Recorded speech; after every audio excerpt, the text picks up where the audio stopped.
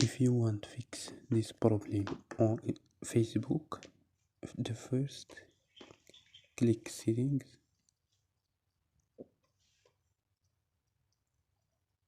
and click apps and notifications. Click apps,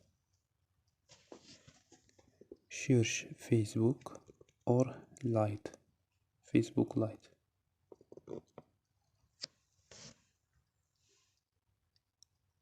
And click storage. Don't forget the Facebook code and click manage space.